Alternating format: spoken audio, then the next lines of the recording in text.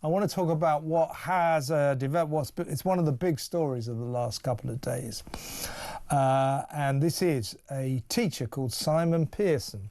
Now, he put on Facebook a very reasonable assessment of what's happened to Lucy Connolly. She, of course, is the mother, the housewife from Northampton, hundreds of miles away from Southport. She posted on Facebook during the Southport riots something that wasn't very nice. It was a bit ill-advised. Said something about send them all home, mass deportation. I don't care if that makes me racist. It wasn't the wisest of posts. She took it down after 3 hours, realising she'd gone a bit over the top. She was furious. Little girls had been murdered. She was a mother. She was sympathising with fellow mothers. But she went a bit over the top, got arrested for this post, and you know the rest of the story. She got 31 months, 2 years and 7 months. 2 years and 7 months for a few hurty, nasty words on Twitter. Simon Pearson on Facebook said what I just said, or wrote what I just said. Look, what she did, you know, was horrible. It was a horrible post. She shouldn't have done it and all that. But she didn't deserve to go to jail. I think a lot of us feel that.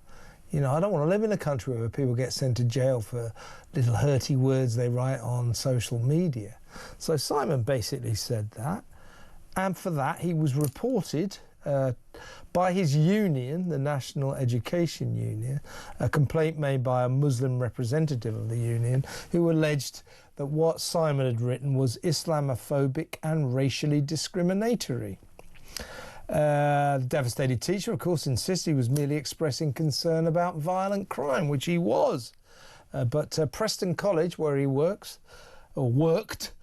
found that Mr. Preston's post was in, I'm quoting now, was in violation of its policies, damaging of professional relationships, and likely to bring the college's reputation into dispute. As a result, he was fired outrageously, in my opinion.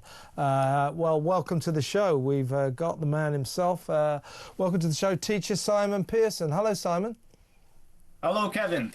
Well, I'm very sorry about what's happened to you, and I feel that it's incredibly unjustified and rather sinister. I've seen what you posted. It was a perfectly reasonable post going through what you thought about the fate of Lucy Connolly. What you thought is what I think. It's what millions of people in this country think, that we don't approve of what she posted. She posted it in the heat of the moment, but surely a few hurty words on Twitter by a housewife, a young mum, 200 miles from Southport, does not warrant a jail sentence, and certainly does not warrant a long jail sentence of 2 years and 7 months. You wrote that, and for that you've lost your job. Your feelings? Devastated, really, Kevin. I've been at the college for 20 years. I've been serving my students from every conceivable walk of life, asylum seekers, people from other nations coming to settle here, just helping them to live in our society.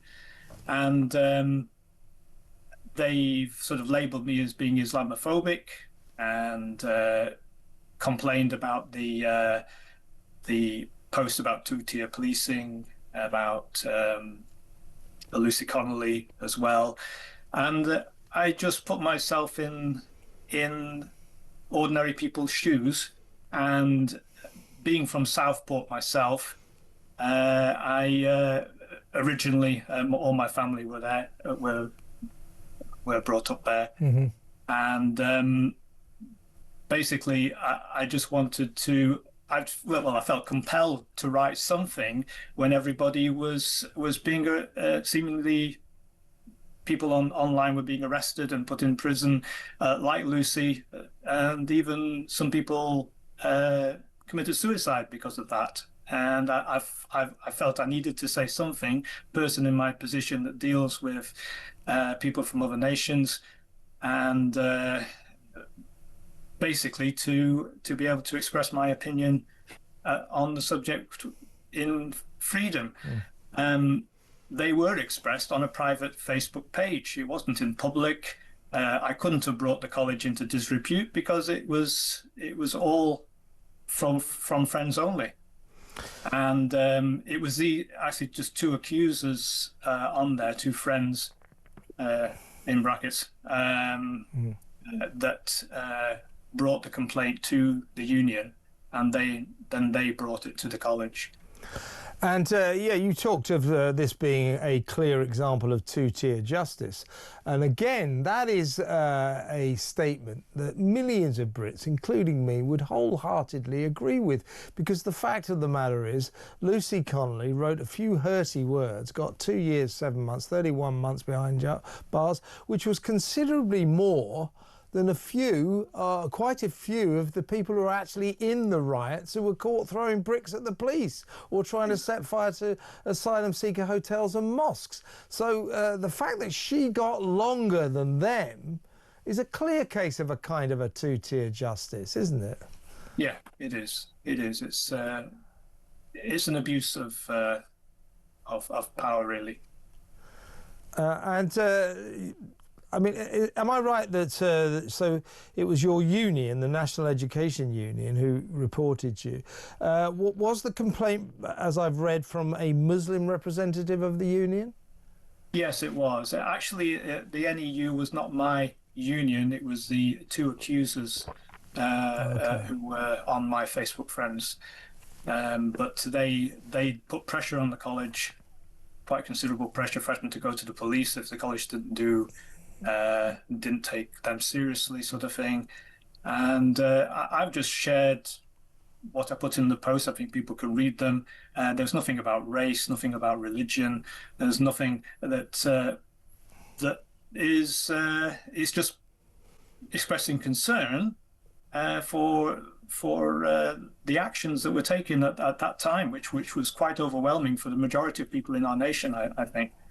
And you were an ESOL teacher, English for speakers of other languages. So as you said earlier, you were specifically helping migrants and asylum seekers to adapt to this country so they can speak the language. That was your job. That's right. And so I love my job. I love teaching.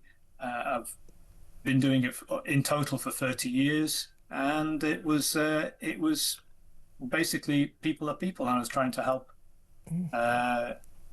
people to adjust to life here. Many people who are in need, who are from war zones and various other places, and it was just quite a shock to the system to have me being accused of Islamophobia, which is I've helped constantly been helping Muslims. Who needed help.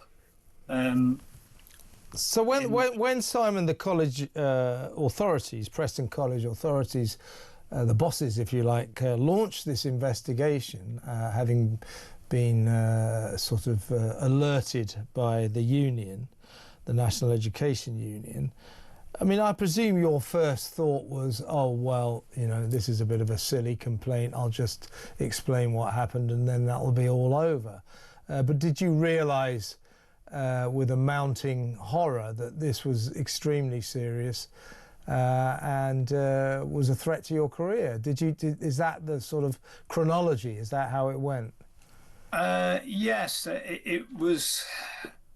The more I got down the process of the investigation, the more I saw it was more like a witch hunt to get me out of the way.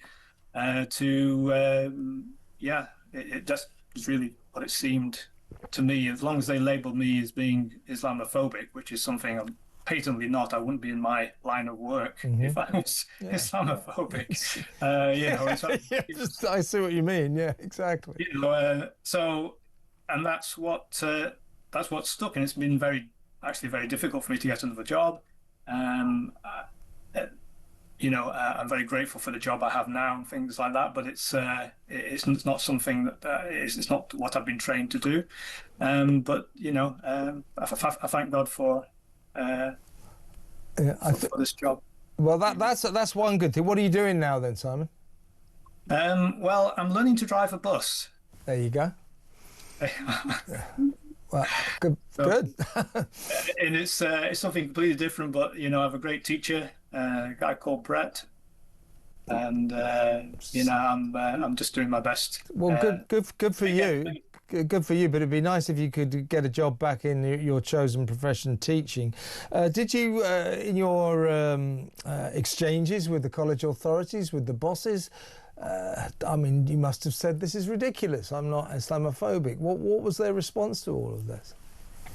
They basically just said that I broke college policies, that I'd offended this member of staff. I don't think I really, I apologise for any offence that I caused, but there was things.